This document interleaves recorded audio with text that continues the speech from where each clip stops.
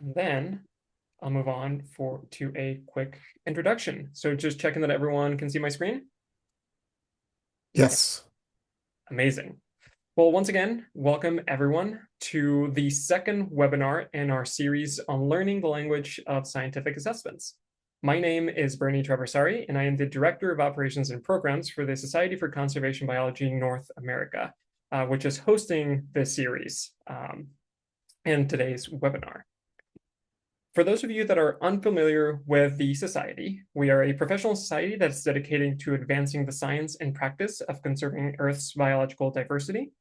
Our vision is to create a world with thriving biodiversity, ecosystems, and human connections. And we look to achieve that by providing an environment that welcomes, supports, and empowers diverse students and professionals to contribute, advance, and apply conservation knowledge. We do that in a variety of different ways. We offer professional development opportunities like today's webinar, in addition to others focused on skill building, conservation education, communications, and also chapter development. But we also host a number of research and publication journals. And in addition to that, we have a biannual Congress, the next iteration of which will be taking place in 2026 in Milwaukee, Wisconsin. So if you've never heard of SCBNA, this is a quick introduction to what we do. And I always encourage folks to join and become a part of the society, especially if you enjoyed today's session and would like to learn more about what we're doing and would like to take advantage of some of the opportunities that I've mentioned before. And I just wanted to say that I will be including some links to the society and how to join and all of that after my brief introduction. So today's session specifically is being developed and hosted by the SCBNA Policy Committee. All of the work that the society that our organization does is volunteer-based. We have a number of different committees that help develop all of our professional development programs. And the Policy Committee is one of those. And broadly speaking, the goal of the committee is to bridge the gap between conservation science and policy. And the committee does that in a number of different ways. We try to engage with members and chapters in a variety of settings. We also sign on and write policy letters and statements regarding issues that are of concern to the society and to its individual members. And as I mentioned before, we also take part in developing professional development resources like today's webinar series, or today's webinar and the webinar series that it's a part of. But we also have other series that have been offered in the past, and we have a few more that will be offered in the future. And I would be remiss if I did not mention that the members of the committee that make all of this possible, specifically our chair, Lauren Janitis, who is the VP of Policy for SCBNA. Lauren is also the executive director for Tropical Audubon, based in Florida. I also wanted to mention that if anyone attending today's webinar is interested in being a part of the committee, if you want to contribute to developing webinars and other professional development resources like today's webinar, please send an email to the address on the screen or reach out to me afterwards so you can learn how to join the committee and society more broadly. Okay, so before I jump into introducing today's session and our speakers, I wanted to go through a couple of quick housekeeping items just to mention how everything works. So if you would like to have live transcripts or closed captions for today's webinar, I encourage everyone to select that option on your Zoom panel below. Unfortunately, even if I initiated that on my end, it would not show up on the recording. So it's always better and it's always recommended for folks to do that on their own screens. I will also mention that you can include your questions, especially during our Q&A using the chat function below, although I will also let folks know once the Q&A comes along, if you want to unmute yourself and ask your questions directly, that is one option, but the chat is always available. In addition to that, feel free to stop your video or keep your video on throughout the entirety of this presentation. SCBNA has no specific preference on that, so do whatever you feel is most comfortable to you. And then I wanted to mention that there's the reactions option as well at the bottom of your screen.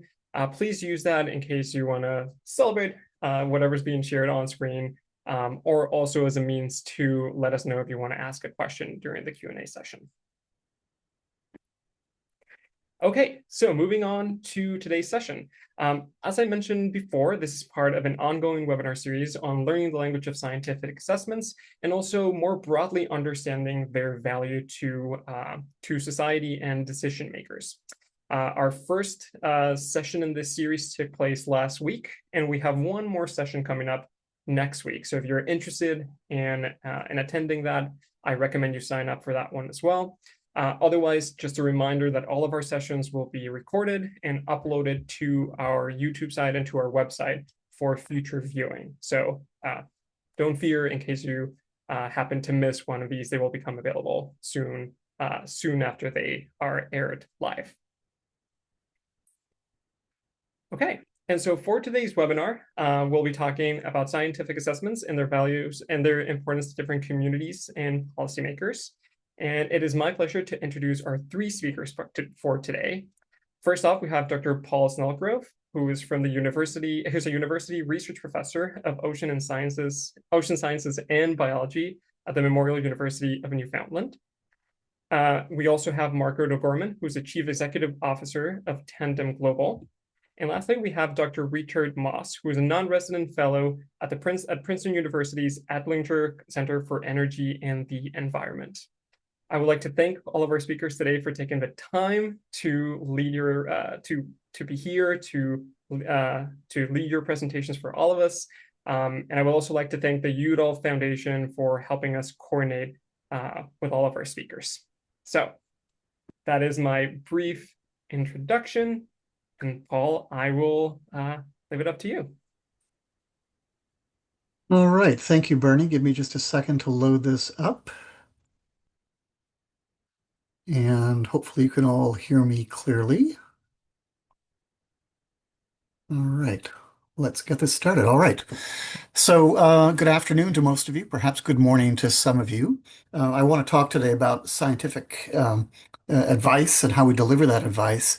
And my own perspective is one of a national scale. I deal with ocean ecosystems, and certainly in Canada, most ocean policy is set at a national level. There are bits and pieces that are non-national, but most of it is.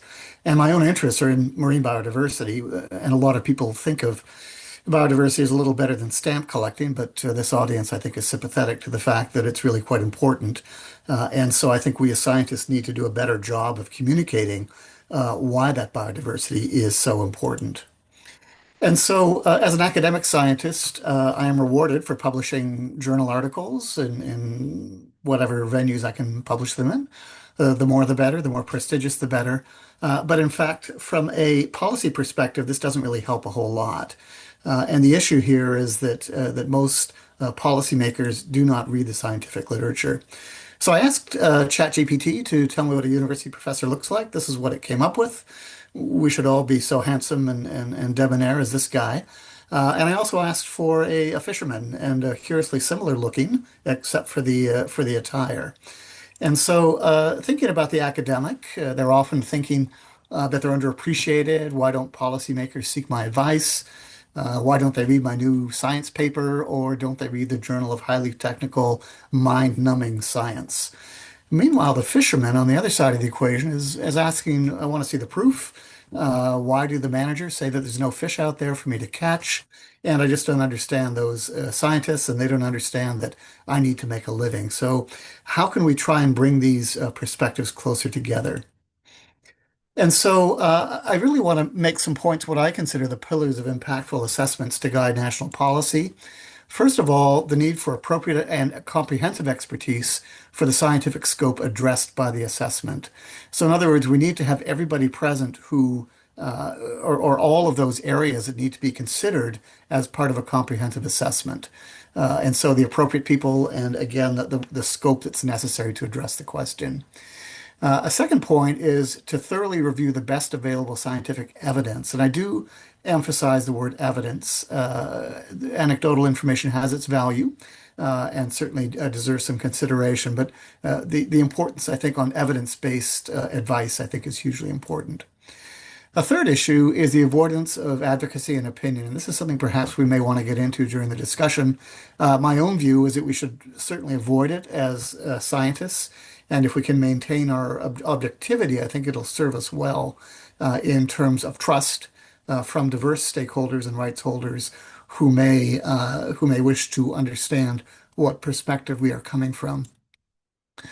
The fourth issue is the weight of evidence and clarity on risk and uncertainty. Weight of evidence, of course, is that we often have different perspectives, even within the natural sciences. Different studies may reveal different sorts of outcomes, and so we need to weigh that evidence carefully to try and decide which is the most compelling and which we should pay the most attention to.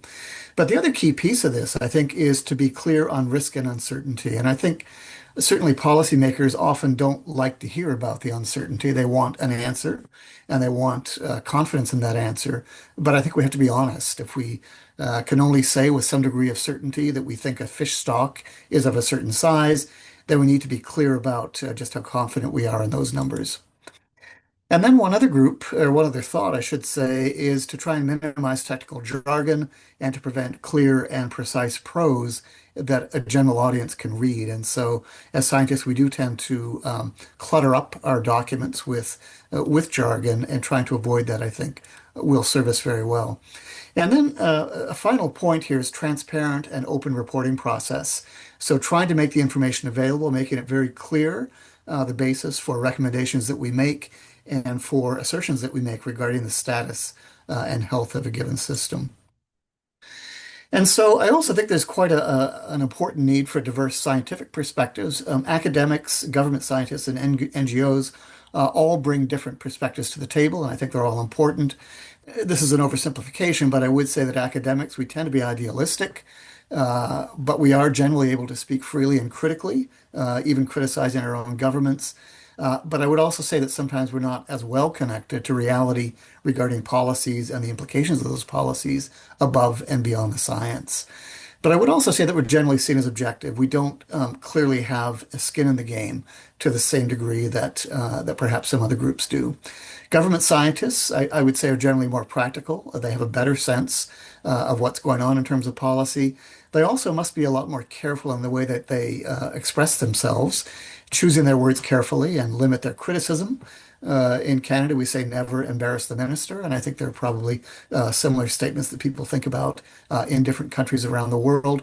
I would say that government scientists are generally well trusted within the government, but often there's skepticism from industry regarding the objectivity of those scientists. And finally, we have the NGOs. They're able to speak relatively freely. I would also say, in some cases, relatively idealistic in their focus, but often much better connected to policy opportunities than academics might be. And so, trying to get the message out, I think one of the key challenges for scientists is to find the pathways by which they can get information to policymakers. One of the pathways, and it's just one that I've certainly tried to use, is policy briefs and trying to get those into the hands of people developing the policy and even the general public.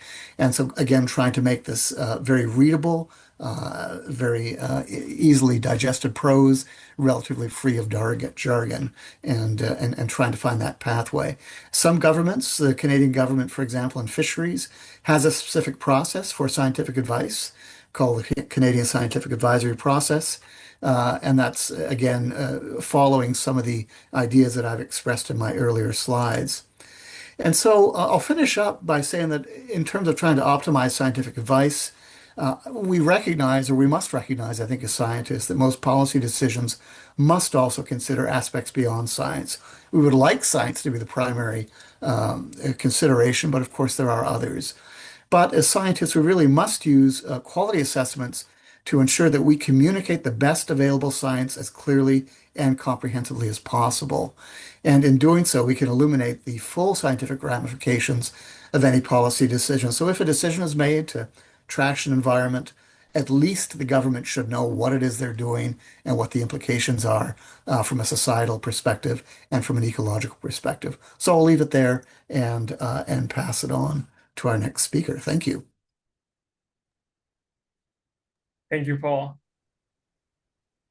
Margaret, I believe it's your turn. Sure.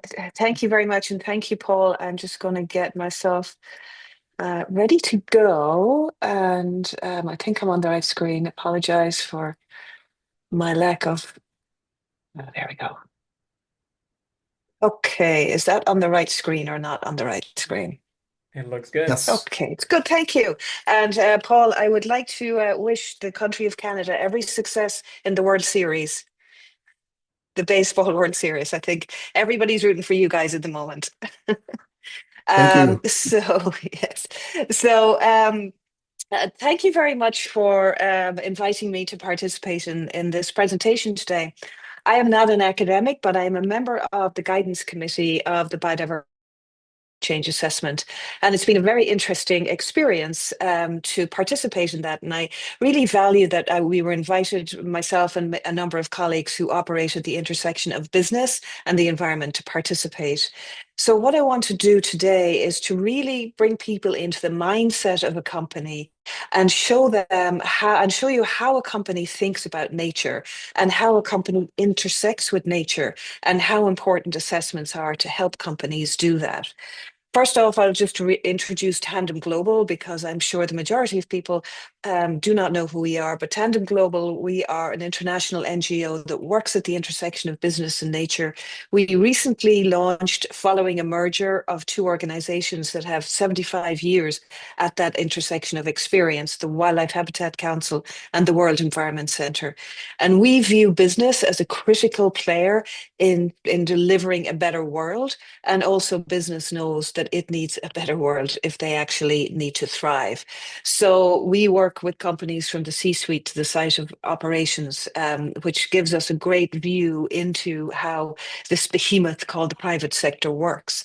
The members that we work with, I say they're the big, the bad, and the ugly, as well as the excellent and the wonderful. But we work with all companies, regardless of their, we're aggressively neutral. If a company has lands and wants to do conservation activity on their lands, we want to work with them. And that's basically the focus of us, is working with land-based companies, because that's where the difference can be made. And why do companies? I think one of the critical areas is understanding why companies want to engage with nature.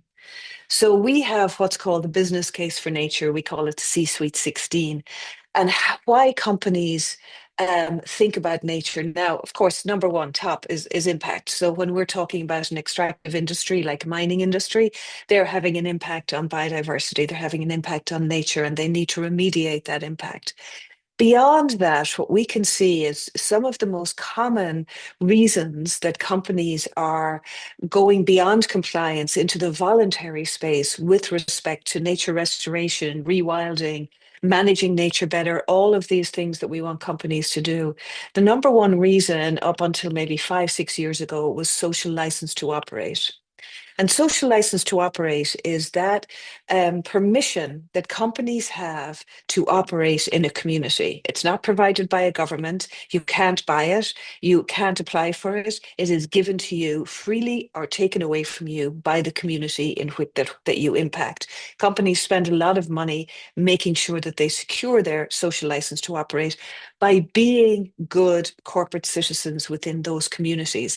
There's really interesting disconnect between, if you go to a community that has a very well run but highly impactful business in it, you will find in that community actually a sense of pride that this business is there. And there's a real disconnect sometimes when outside advocates come in and say, oh, this needs to be closed down.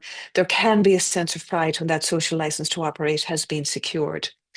But then in the last few years, what we've seen companies really get involved in business is within what the corporate citizenship side, or the ESG, environmental, social, and governance side, as more and more countries have established rules and and requirements for companies to report on their impacts, report on their dependencies, report on their risks around nature. So, in sustainability and goals and performance reporting and disclosures, and socially responsible investments and shareholders, these are all driving companies more and more to think about how material nature is to their business, and assessing that materiality, assessing that risk. One of the big ones that we all know is the dependence of the pharmaceutical industry on the horseshoe crabs, on the horseshoe crab blood for lysate. That dependence is also their biggest impact, which makes it their biggest risk. So really getting companies to think through that, whether it is a pharmaceutical company, a chemical company, an extractive company, or even a tech company. So when companies engage with business at that level, they really need to think about it at a strategic, what is our nature strategy? What is our ambition for nature? And what should we be trying to impact? What is it within our footprint? What is it within our supply chain to impact? And within a company, those impacts, those positive or negative impacts, flow up the hierarchy. So local operations, we all know what local operations are. It's the steel mill on the banks of Lake Michigan. It's the mine in Arizona. It's the chemical plant in Delaware. These operations really think about their intersection with nature at a very local, granular level. So when we work with operations, we say, what is the watershed plan? What is the local conservation activity that you want to do? How can you align your activities so that you're making conservation decisions that are supporting existing conservation goals? Some companies come to us and say, hey, we want a corporate goal for monarchs. And we say, well, you're actually not in any monarch habitat, so you really shouldn't have one. Let's think about what habitat you are able to impact.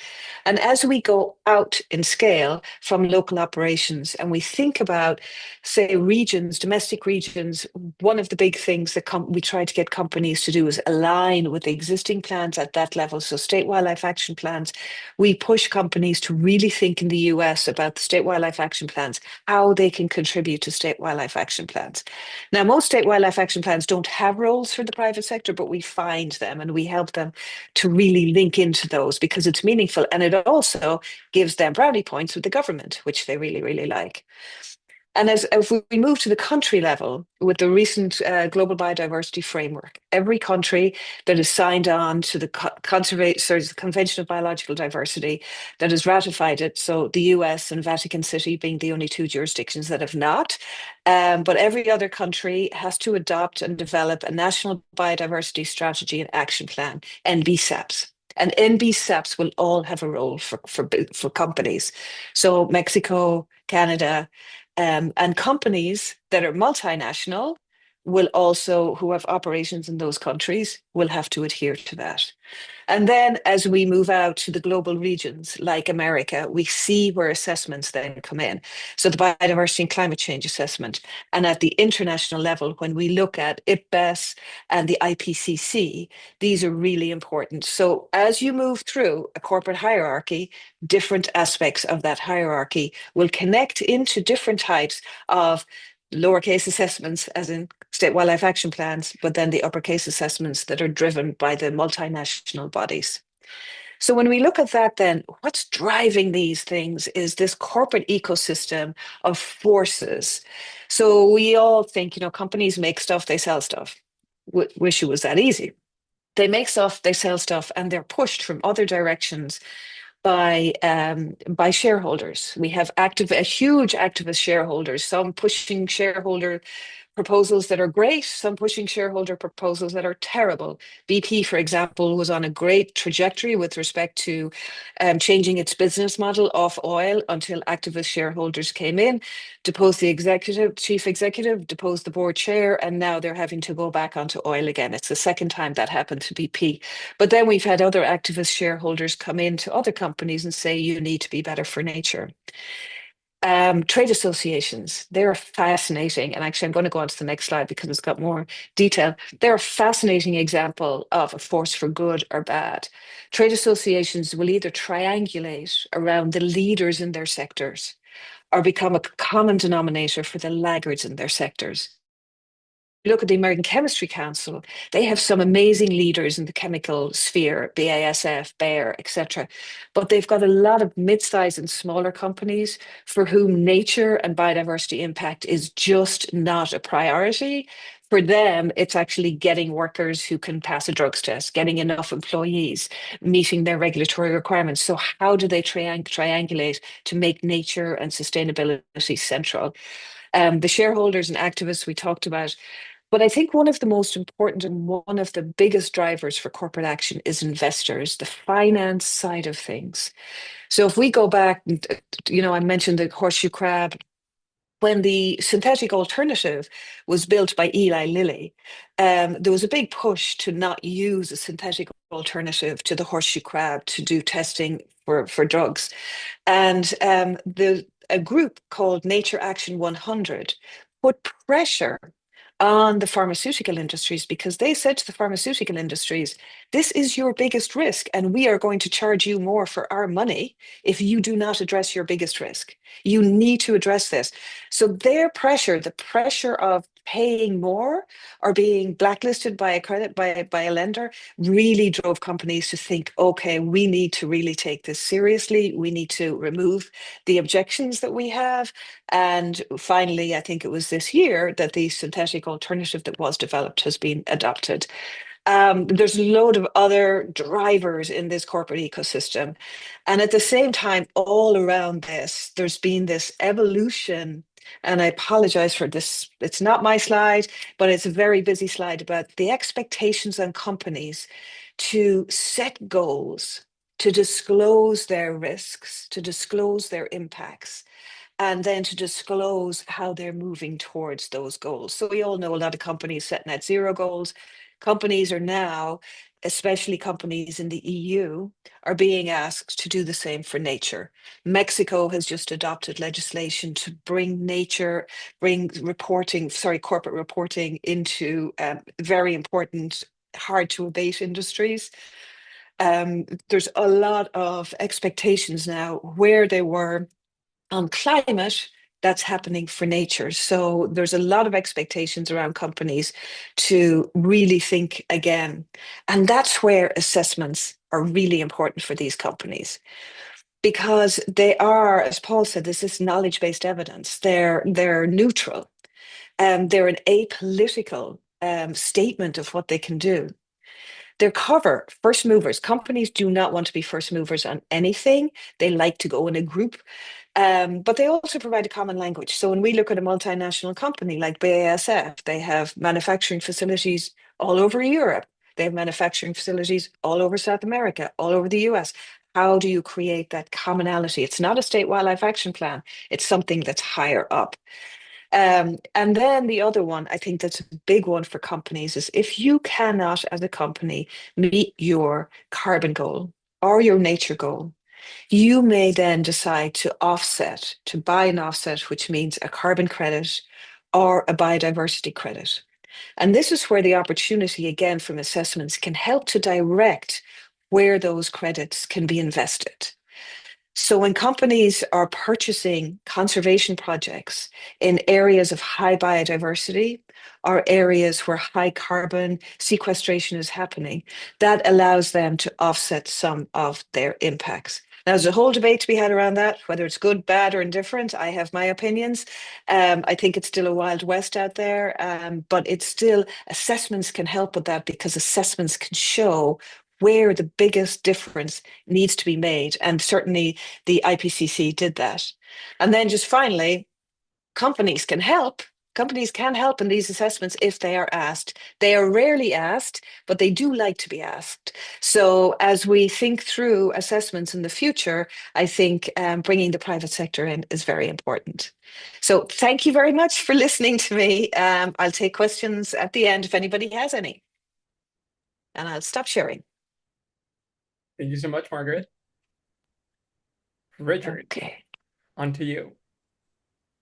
Great. Thanks, everybody. It's a pleasure to be here. I will say that I've just stepped in recently, and unfortunately for you in the audience, somebody else had to bow out. I have not had a chance to put together such visually stimulating and pleasing PowerPoints. And in fact, I've done something which I almost never do. I've put some information in tables, which when you're presenting is a really difficult way to do it. But It's all I had time for, so I apologize in advance. So I'm going to talk a little bit about a topic that kind of bridges from international and national assessments through the kinds of things Margaret was talking about, and maybe presages some of what will be talked about next week at the state and local level. How do we make assessments establish actionable knowledge, which is useful to people on the ground who are trying to implement policy? My background, just because you probably don't know me at all, is I come very much more from the climate world. I've worked on a lot on IPCC, ran one of the technical support units, also at the U.S. National Climate Assessment. I am now on the North American Biodiversity and Climate Change Assessment as a lead author. And I've also done some work on assessments at a local level. New York City actually has a climate assessment, and I've been a co-chair of that. So I'm going to draw on that experience and talk about, my observations coming recently to the issue of biodiversity and environmental and habitat protection, something that wakes me up at night these days, just because of the news that's daily in our face. It's very clear that non-federal actors are going to need to do more to protect biodiversity and habitats in this country. And that while major scientific assessments have really successfully described problems and options, again, a lot of focus at national and international scales, we really are going to have to find ways of extending the utility of these assessments to establish scalable, credible, and transferable knowledge. And so I wanted to just reflect a little bit on a book I've just finished. It's a long one, but if you haven't read it, I really encourage you to take a look at it. It's Silent Spring Revolution by Douglas Brinkley. And it tells the story of how in the so-called long 60s, from the Kennedy administration through the Nixon administration, the Federal Foundation for Environmental Action and Conservation was built in this country. And it's an amazing story to me when I looked at it, and all of the policy pressure, the legislative maneuvers, the role of NGOs, the role of really enlightened executive leadership led to just the entire foundation of modern environmental policy: the Wilderness Act, NEPA, Clean Air and Water Acts, Endangered Species Act. And it's fascinating to me that at the time, most of this and the enlargement of national monuments and national parks was passed through near unanimous or unanimous votes in the Congress. It's bipartisan to the extreme. And to me, it's really interesting to look at this. I picked up the book because I was fascinated and hoping to get some inspiration on ideas about how we can turn the tide here. So it was very interesting history. I just want to acknowledge, of course, that the focus on just the federal role needs to be caveated, that there were a lot of comments, I think, quite legitimate ones about marginalization of indigenous nations and state and local levels, and that it led to some uneven distribution of benefits from the legislation. But nonetheless, I don't think anybody will argue that even though we need a lot of state and local and litigation, individual litigation to move this forward, that foundation has been central. This is one of my tables, for which I apologize. AI helped me in preparing for this, pull together a list of the so-called promised or announced rescissions to federal environmental policies in the Project 2025 plan. And if you look, the top part of this is focused on biodiversity and habitat protection. The amount of legislation that they intend to roll back is really staggering. The last 4 entries here have to do more with climate, which of course is a bedrock for progress on biodiversity and habitat preservation. And again, there's just huge assaults on what we've developed and what we're trying to accomplish.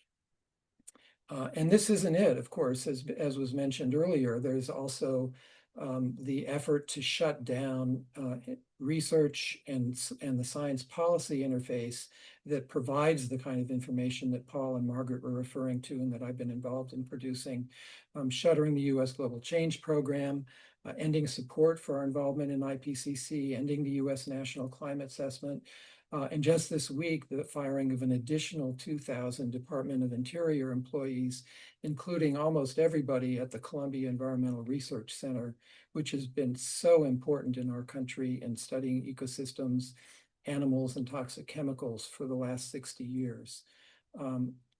Obviously, we're going to need to be, and I'm sorry if I'm sounding like an advocate. I'm really intending to describe what's going on, but I do think it's clear that if you care about biodiversity and habitat conservation, it's clear we're going to need to work and argue and lobby against these kinds of changes, but also find ways of increasing support for tribal nations and state and local governments. And in particular, I'm quite interested at this point in working more with the private sector. I have a project at Princeton on that, and I think it's just going to be essential. So, now it's up to non-federal actors, again, another one of my tables, and this just kind of shows some of the conservation levers that are available at these levels. And these are all examples of things that are ongoing somewhere, but that will need to be scaled up. And the scaling up involves huge questions about how you do some of these things in specific locations and context. How, when, where can they be effective? And I think that assessments can be more useful in this tailoring process. I'll come back to some specific scientific questions in a moment. So the cover here is of a report that was done by the National Academy of Sciences in 2007, looking at an analysis of global change assessment, some of the lessons learned. And I really resonated with some of Paul's earlier comments because these are things I continuously stress as well. The importance and the value of an assessment really lies in its ability to establish its salience, credibility, and legitimacy to specific issues. And I wanted to just, in my own experience, and also based somewhat on this report, draw on 4 key elements that underlie the salience, credibility, and legitimacy. And these include effective framing, which is how you're defining the issues and the process through which a report is going to be produced. Secondly, ensuring that diverse viewpoints and interests are included. And that's really essential. And I think in my experience, it's often, I've seen a lot of assessments where people are tempted to include only like-minded people in an assessment process, people that they agree with because they think that's going to make it easier to produce the conclusions. As Paul pointed out, both at a scientific level, but I think also when it comes to implementation, you have to include the diversity of viewpoints that are important to what it is you're trying to accomplish. I won't say much about traceable accounts of confidence and uncertainties and independent review, but those I think are also essential. I'll just make one last point, which is most of the assessments require an iterative update. Every 4 or 5 years, we update the assessment. And those cycles can become repetitive and they can get a little bit into a rut, I think. Particularly, it's a concern because how much effort the scientific community puts into these. So Paul, I'm taking it, Bernie, I'm taking it that you've come on because I'm getting close to time. No, I'm all right. Okay, because I can skip over some of this. I didn't know how much the audience was familiar with the foundation of the legal foundation for assessments in the United States.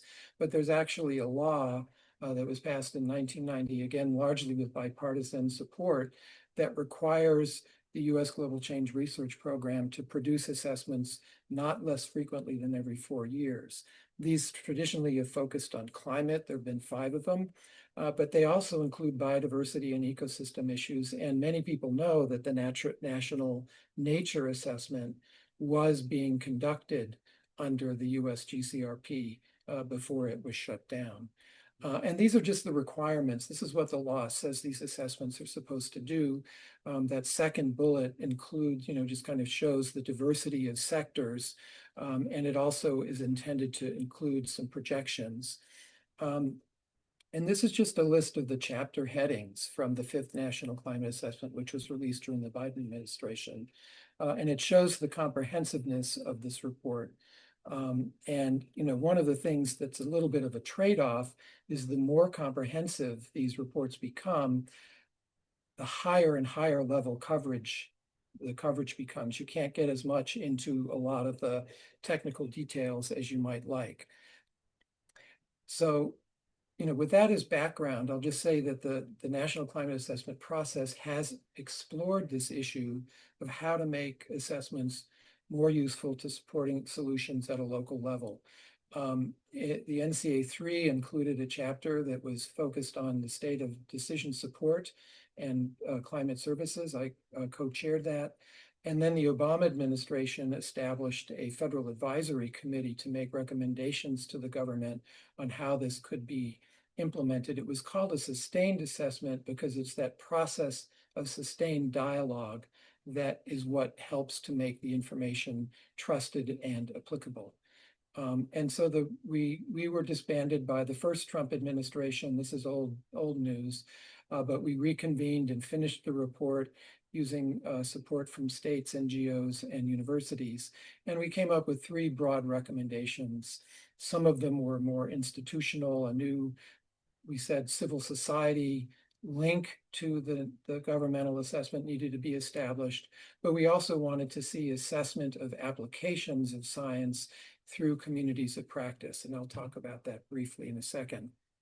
And then there were some other more specific recommendations about specific tools that could be developed. I'll just say that in practice, it proved difficult to implement the institutional components of these recommendations. We never did get a sustained national assessment established, but we have seen a lot of success in the application, some of the ideas, in particular, this idea of application of communities of practice in a number of settings and other groups, including a group which I wanted to acknowledge, the Aspen Global Change Institute. So, what this slide does is just present what the users said they needed. And they pointed out that implementing policy usually involves choices and options and trade-offs. And what they needed to be able to do was more fluidly and dynamically use the basis of science to test out which of these options might make the most sense for them. And so, they called for a dynamic process that helps affected jurisdictions, communities, and organizations establish pathways for climate action that supports their ongoing development and growth objectives.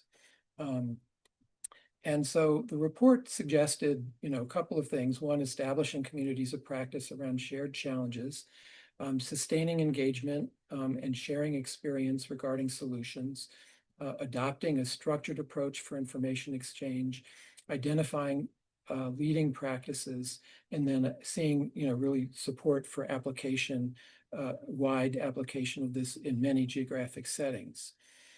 So what do I mean by community of practice? There's been quite a bit of research on this in the business community. There are groups of people who share a concern or a set of problems or a passion about a topic and who deepen their knowledge and expertise by interacting on an ongoing basis. They're sometimes called learning communities. They vary widely in their composition, but I just want to point out that it's actually not new that something like this would be used in the global change arena. If you think back about the success of the ozone treaty and the ozone assessment, it included something called the Technical and Environmental Assessment Panels, which were composed of course, physical scientists, but also technical experts in the technologies that needed to be developed and deployed to get away from ozone depleting substances, economists and others. It was really a very applied look at what could be implemented at what cost and what settings. So it's not a foreign idea to us, but I think it legitimizes the idea of bringing in people who have expertise, practitioners in implementation. They have knowledge that's different from maybe the scientific knowledge we bring, but they are also equally, in my opinion anyway, equally valid participants in assessments. There are a lot of different potential elements in an analysis framework that you could use to structure this. I won't go into it, but both the IAC report that I mentioned earlier, as well as other groups, have developed structured processes to be very rigorous in developing analysis of what science is needed and how it's applied in action. And I just wanted to show some examples in the climate arena of communities of practice that people talked about forming. And some of them, the top group are related to managing climate change impacts, and the second group supporting their already ongoing objectives related to the economy and their communities. So things like managing catastrophic wildfire risk in the first group, or modernizing infrastructure, trying to understand the design features that it's going to need to be able to be resilient to future communities. One of the groups that we've worked with is called PEERS, the Practitioner Exchange for Effective Response to Sea Level Rise. This is a practitioner-led global collaborative working group that works across boundaries with nearly 700 members and 60 countries. And they have adopted this kind of applied approach in their work. There's a huge amount of physical science that's discussed and debated, and their feedbacks to people who work, for example, on sea level rise scenarios and understanding, marine processes, the physical geography of that. So there's a lot of focus there, but there is also focus on the kind of practical and social aspects of implementation. And people have found it extremely useful in trying to formulate their approaches to coastal change. So what would be some ideas of things that one might adopt as conservation communities of practice, addressing these questions of what works, when, and where? So this is the last of my tables, for which I apologize. It looks in the left column at some of the strategies that are talked about locally. Resist, accept direct, fuel treatments for suppressing wildfire, and, various forms, including biological, of invasive species control, and so forth.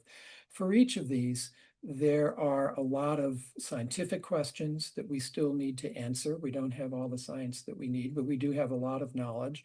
And so, that's why, as Paul said, it's really important to be upfront about uncertainties and levels of confidence. But I think it also points back to the role of these kinds of communities of practice in helping to inform science of what sorts of research would be really useful for practitioners. And so, I won't go into this in detail because I'm sure I'm over time already, but point is that there's a lot which I think conservation communities of practice could be formed around. It's up to people who are doing this every day to say what's useful to them. But I think that these sorts of communities of practice could be nested within things like IPBES or the biodiversity and climate change assessment to ensure that it's based on sound science, and then also feedback to them. And this is my last slide, just to say that in the climate change world, we are continuing to work on these sorts of groups for knowledge management. I'm involved with colleagues in a group called Climate Loop, which is working to establish over the next 3 years a national hub for collaboration and co-production that includes sharing knowledge and learning from application and improving both application and science. And we're probably going to be continuing to organize communities of practice that are tailored to some of the topics I showed in the climate world. And I guess could conservation communities of practice be developed? And how widely could they be used to really give people at the state and local and tribal level the kinds of information that they're going to need to pick up the slack? So again, thanks a lot for the opportunity to talk today. Thank you so much, Richard. And thank you once again to all of our speakers today. We are now in the Q&A portion of our session. So if you want to ask a question of our speakers, you can include it in the chat. I'll be happy to read it for everyone. Otherwise, feel free to unmute yourself and answer your question directly. And you can ask questions to, or for all of our speakers, or for one specific speaker if needed. Harry. Thanks, Bernie. I have a question for Paul because I struggle with this. I work with a lot of really good scientists who will not bring their science to policymakers. They don't want to advocate.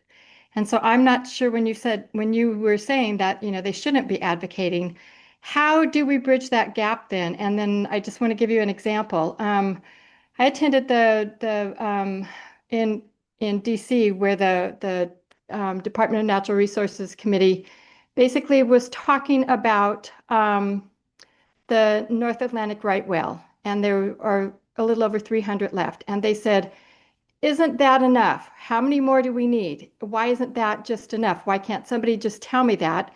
And then I live in Washington State and I work on trying to recover the southern resident killer whales. And again, we've got people who just don't seem to understand the issue. But if the scientists aren't willing to go to the policymakers and present scientific facts that show that they are in trouble and here's what we need to do to help them to recover them, how else are we going to have policymakers make policies that make sense? I guess is what I'm trying to get to. Thank you.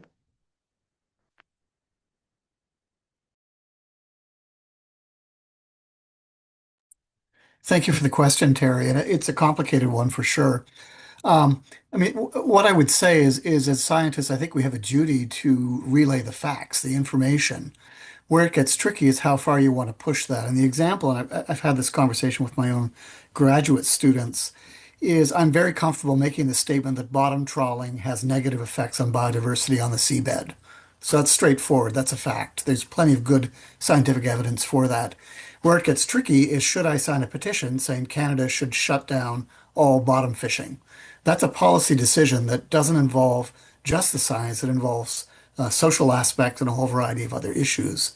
Now, if somebody says, do you think that reducing trawling in certain locations will have benefits? I think, again, I'm comfortable saying yes, the facts support that.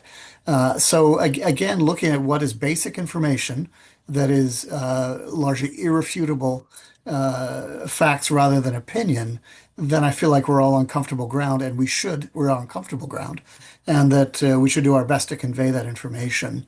So I hope that that answers the question. I mean, certainly in terms of the right whale scenario, which of course in Eastern Canada, that's a big issue. Pointing out the population size, rates of population growth, rates of natural mortality, and model predictions on what that looks like going into the future. Again, I think that's all appropriate and fair game for scientists. To say to shut down shipping on the East Coast, that is going far, and it would never happen. But nonetheless, it's part of the issue. So I hope that helps.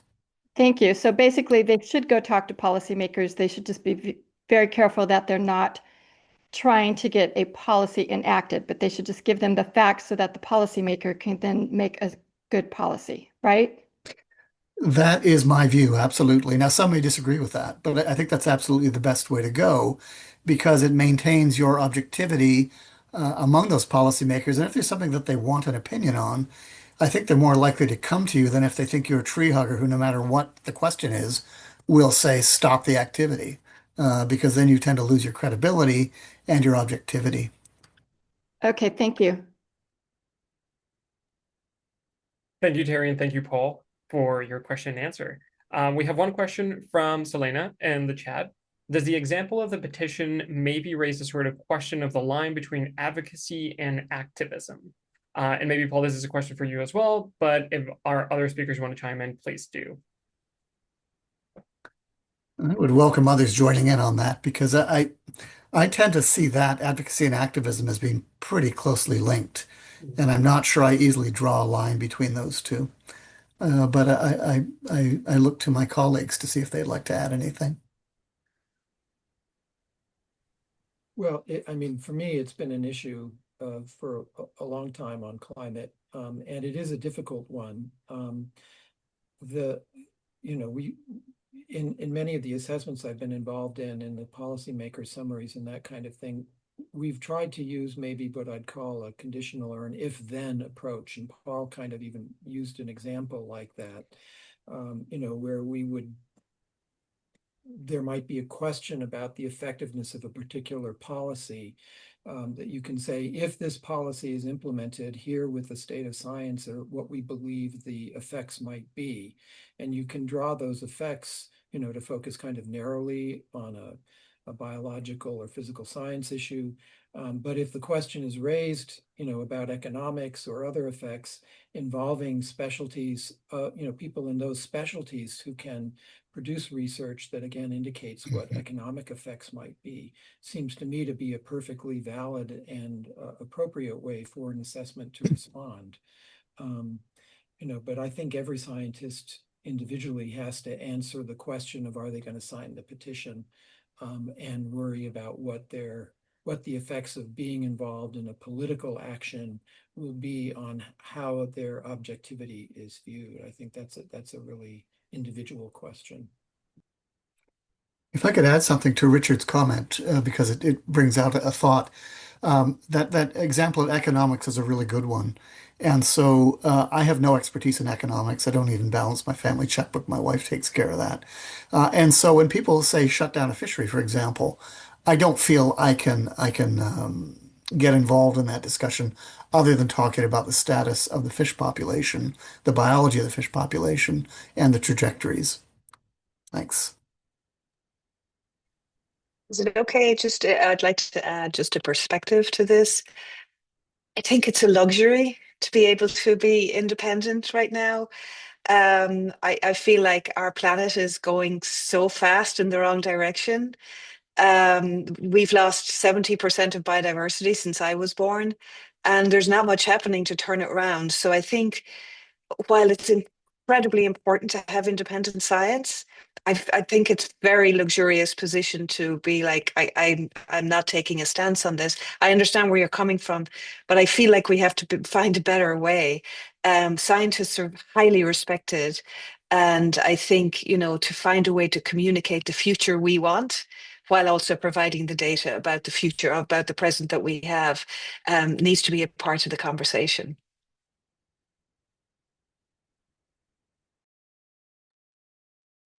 Thank you to all three of you for your answers. Anna, you have a question. Yeah, just kind of thinking about the gap between like an academic scientist that often exists between them and say the private sector or policymakers. What are some kind of practical first steps that a scientist could take to sort of start initiating those kinds of relationships when they haven't done it in the past? Is the question how to create relationships with policymakers? Is that right? Yeah, or the private sector, just kind of starting to get Mm. outside of the sort of academic scientist sphere. Well, I can start with something if others are okay with that. I mean, certainly, I have worked throughout my career to try and create bridges with um, policymakers on the ocean front. And it's a different language, it's a whole different culture. And understanding that those differences exist and trying to find the communication pathways that work for them, I think is the really critical step forward. As I mentioned, journal articles are not the way to go, but trying to find other pathways to reach them and convey the same information, but in a language and in a format that's going to work for them. But I'll see what Margaret and Richard have to say on that as well.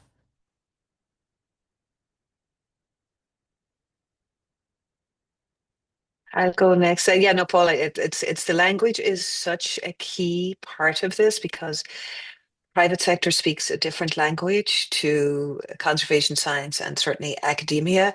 They like to see things very concisely in slide decks, not scientific papers. So you're right on that. And I think with respect to the private sector, it's finding opportunities to create win-win situations. And this is not a zero-sum game. Somebody doesn't have to lose for somebody else to win. And I think, for the companies we work with that have lands, they welcome engagement with people who know how to restore, recover, and use those lands to deliver better outcomes for nature. And some of the partnerships that we've seen between academics and corporate landowners have driven immense change on the ground. But it is both because the corporate people are probably terrified of the academics. They're certainly terrified of the activists, but it's both stepping out of their comfort zone and having a conversation. And that's, again, I'm going to bring it back to assessments, because that assessment will give that common language. If you can both refer to that, you're both going to the same goal. So with companies, it's, you know, where the company lands near where you're working, or with species in the range of, you know, species ranges where you're working or something like that. There's definitely approaches that can be made because they do welcome that. Yeah, I'll just add a couple of quick things. I agree with both of those sets of points. There's the American Geophysical Union has an activity called Thriving Earth Exchange, which, if you haven't looked at it, has a number of resources. But the basic point of the initiative is to pair scientists in a city or in a community with those in that community who are working on trying to solve some kind of a problem. And I mention it because A, it has some good practical advice on how you can go about doing this, but B, I think that it points to the importance of listening. If you want to start a conversation, don't start by talking, start by listening and understanding what the issues are that people are confronting, and then working with them to understand what kinds of solutions they're looking for, what sort of information they need, and building the relationship that way. Because I think it's a much better way to approach these conversations than if we come in with a report that we say, here's the answer, tell us what the question is. It doesn't sound to them, and it really isn't a conversation.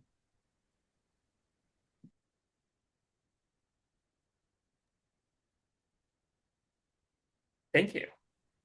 Terry, you have another question. Yes, I do, if nobody else has a question. I have one for Richard regarding, I was intrigued by the book that you recommended, Silent Spring Revolution, and your slide when you listed the various environmental policy acts and laws that were put in place during and after that era. And I don't know that I feel that we really got very far, I guess, because I mean, I have a colleague who always says that, at least out here in Washington State, with regard to the southern resident killer whales and Chinook salmon, that it's mere persistence and not true recovery. That seems to be the policy or the mantra of NOAA and NEMFs. So I'm just wondering if that book has any insights into how we build on what was, especially in where we find ourselves, in order to actually take ourselves to truly recovering some of these species. I mean, I know we've recovered some, but not nearly enough. Thank you. Yeah, Terry, that was indeed one of the questions I was kind of interested in when I started the book. And I have to say, I'm always amazed at how few individuals in a population it takes to be delisted. It's just it's staggering to me that counts as recovery. But anyway, I think that the book is very honest in analyzing why in some of these cases the laws don't go further, or why they weren't implemented in a way that took them further. Because particularly I think in the Nixon administration, but even in the prior two, occasionally people got appointed to the heads of the relevant agencies whose interest lied much more in exploitation than in conservation. Mm-hmm.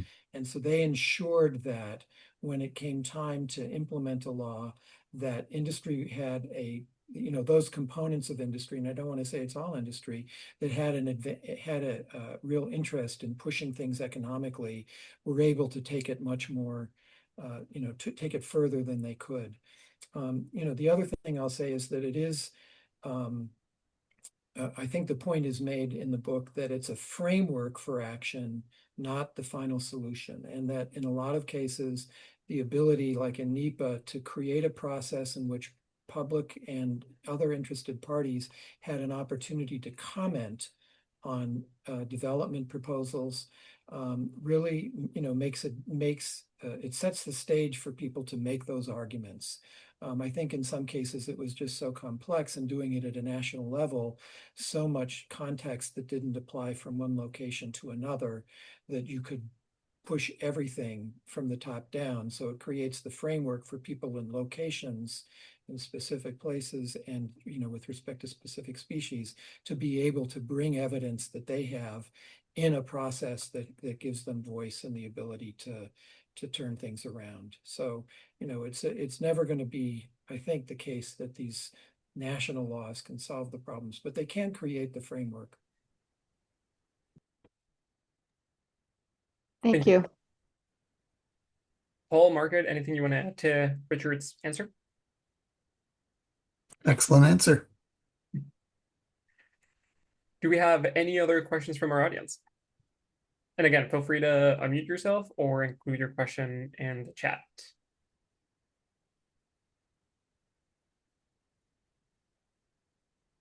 Well, I have a question for our three speakers. So we've heard different perspectives, right, on the value of statements for private industry, public sector governments, academics, right? Richard, you mentioned a little bit about civil society, right, in the broader community. And so I wanted to get your perspective on how we translate the importance of scientific assessments to that group of stakeholders, right? Folks that may not be directly involved in government, may not have a direct role in private organizations. Like, how do we communicate the importance of assessments to the broader community? Is it a matter of making assessments more easily digestible? Is it a matter of just communicating more? I'm just curious to hear your thoughts about that.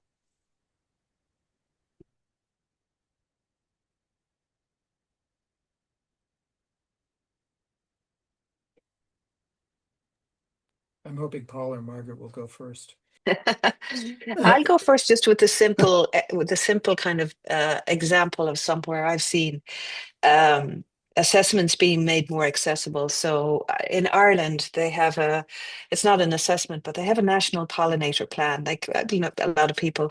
And what they did with that was that they versioned it. It wasn't just the version for policymakers, which is what we see here, but they actually invested money into making a version for children.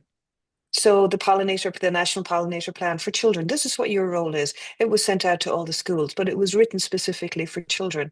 They wrote another version for businesses. Each of these versions used the language of the stakeholder group that they were trying to address. If you read IPBES, you will cure your insomnia overnight. I mean, seriously, even the policymaker, the high level thing. So thinking about how to withdraw the value and versioning it for those stakeholder groups, I think would be very, very powerful, getting good communicators in there. Absolutely. And following on that, it's really the communication, finding the way to communicate. And an example I'll offer is Eastern Canada. My experience trying to work with Indigenous groups, I discovered very quickly email is effectively useless. Telephone's somewhat useful. Going to the community and talking to people on the street is quite useful. And so understanding how it is that people take up information, how they want to engage, I think is hugely important. So now, Richard, over to you because we open the door for you. And you gave excellent answers. Bernie, I'm going to answer a slightly different question because I don't think I really have anything to add to what Paul and Margaret said on that particular aspect. But if there's part of your question that goes to understanding the value of assessments in a kind of broader sense, I think that is, to me, a really unanswered question at this point, because it's clear that a lot of people in society at this point don't even value basic health science. And so how do we establish that, in fact, this is the goose that lays the golden egg? This is where development and economic growth and well-being come from, and that what we're trying to do in these assessments is take the basic science and apply it to problems that are dragging us backwards.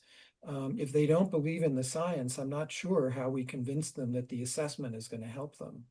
And so, I don't know if the others have thoughts about this, but, rehabilitating science and technology and its role in the minds of all these people who thinks that it's moving us backwards, I just don't know how we do it.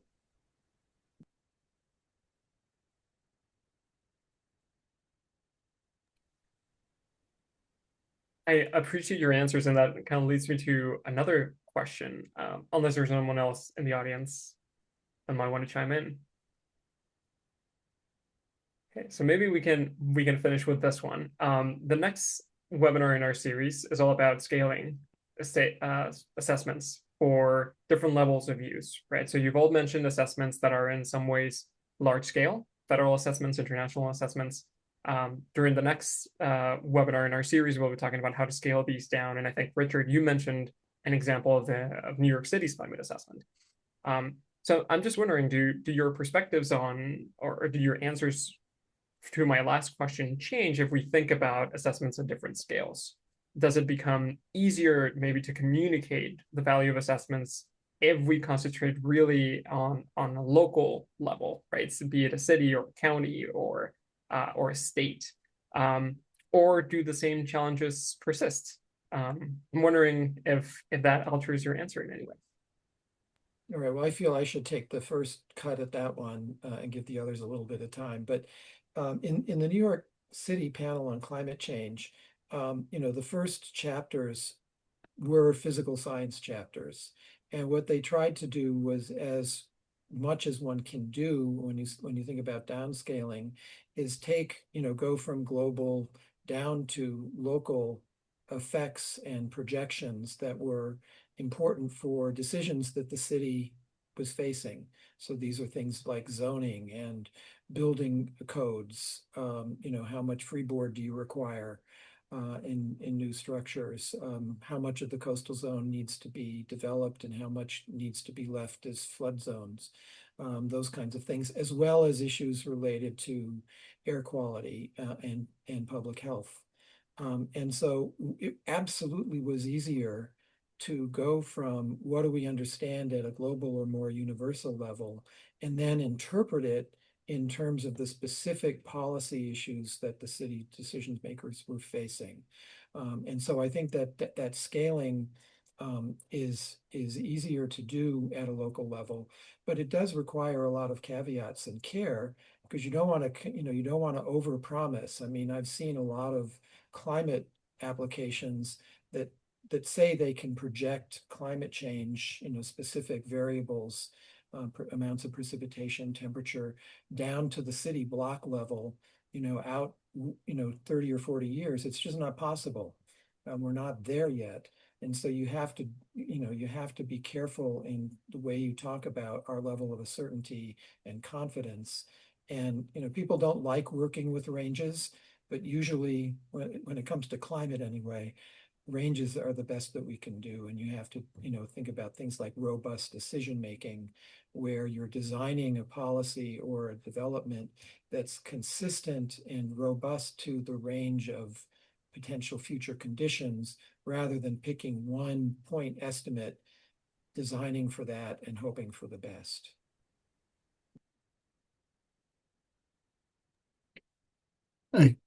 I would also add, Richard, that I certainly agree. I think on a local basis, it's in essence an easier sell because you can draw on personal experience and personal knowledge. And so if it's something that's going on in your backyard and you've noticed that things are changing, it becomes much more real to you than something as nebulous as biodiversity loss, which, again, the common citizen may think, well, that's too bad, but it's one of those things. But if it's a species you care about that is in your backyard, then suddenly you pay attention and you start to respond to that. So I think that that can be an important consideration, trying to find that connection between day-to-day existence and the broader problem as we see it.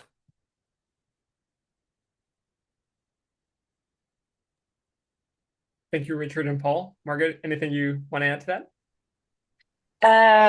Gosh, I was going to say something now. It's just gone out of my head. But I think Paul's comment about making it personal is a very good one. I love David Attenborough as a filmmaker, but he has created a situation where nature is over there. And I think the more that we remind people that nature is actually in their backyards and there's something that an individual can do about it is important. So I think when we think about scaling down, the scaling has to be also the scaling of ambition and the scaling of action.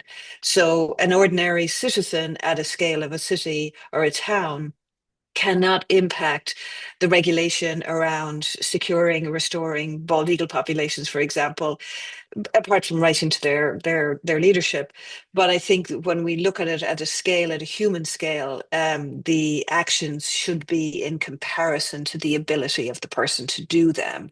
And when people, I think, with eco anxiety or solastalgia are aching for something to do, I think that's why it gives us a really good chance to get people involved, because so many people are saying, what can I do?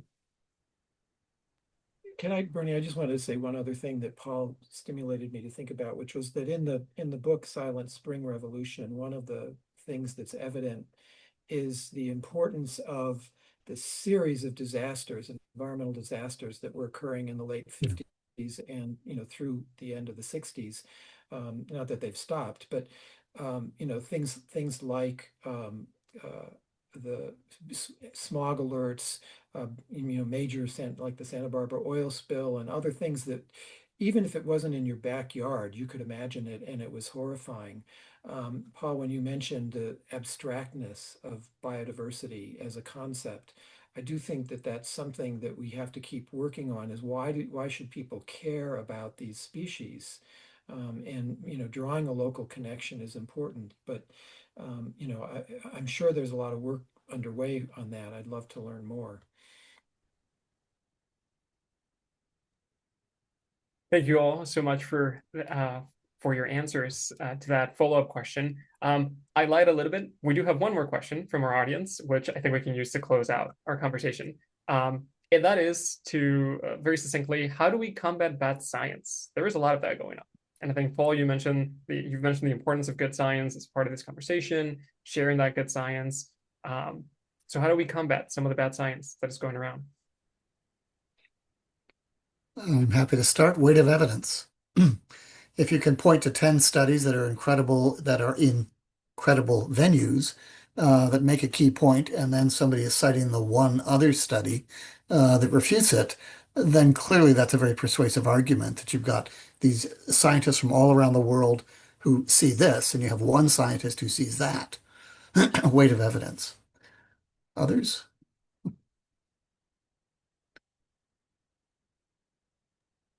I have to say I'm embarrassed, but somehow I must have hit something on my screen, and my Siri or AI was just blocked out the question. But I gather, and it's done it again.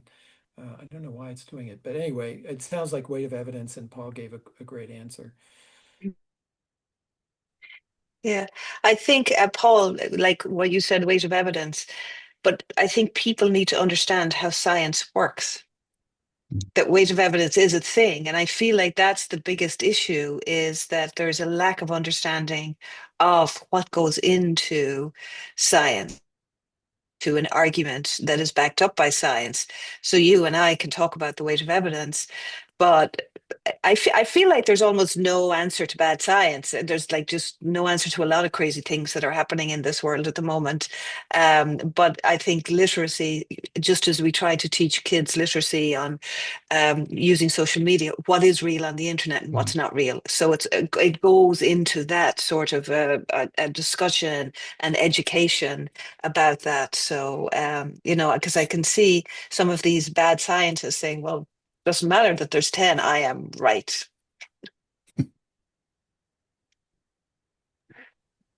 Yes, certainly a tough question to answer. But I appreciate your responses, and hopefully this can become one of the tools that we use to share that good science and the importance of that good science. Terry, you were about to unmute yourself for a second there.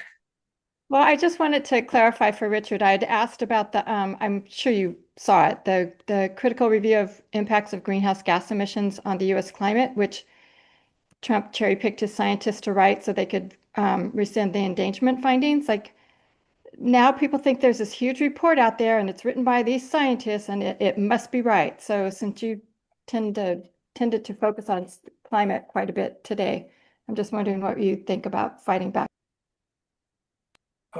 Well, I mean, science, of course, the process of science has its own correctives. But, as I said earlier, if people aren't believing science, those normal channels at this point, it becomes more difficult. I've actually heard that report was mostly written by AI, and that the scientists involved stepped in to add local color or something. I don't know. It it goes back to the question that was raised very early on about that, Paul initially answered, about should scientists become involved in things like petitions and political engagement. And I agree with Margaret's observation that it's a privilege, but if, we have to think about what preserves our ability to answer things like that where we appear to be neutral arbiters rather than somebody who has a vested interest in a particular outcome. And it was always frustrating to me that when I was involved in a government position or something, I didn't feel that I could, government science position, I didn't feel I could speak out the way I wanted to. And I even took a sabbatical for a while at the World Wildlife Fund, where I thought I'd be able to be more involved as an activist. And I decided in the end that I was of more value to this, just as somebody who could be seen as a scientist rather than as somebody who was an activist.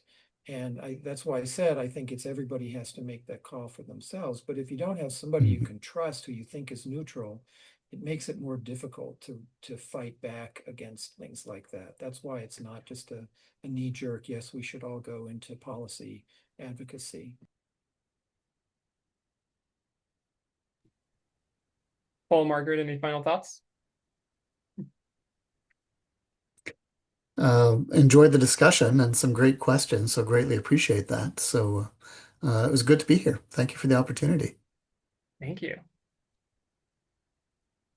Oh, Margaret, please go ahead. No, I was just going to echo Paul's. Thank you for the invitation. It was a great discussion. Yes, thank you again to the three of you for taking time out of your day to present and to answer all of our questions. Thank you everyone for attending. And I guess to close out, just a reminder that we do have another session coming up next week. You can sign up using the links in the chat. And this recording will be available later today. And I hope everyone has a great evening, rest of your morning, wherever you are located. Thanks so much. Thank you. Bye.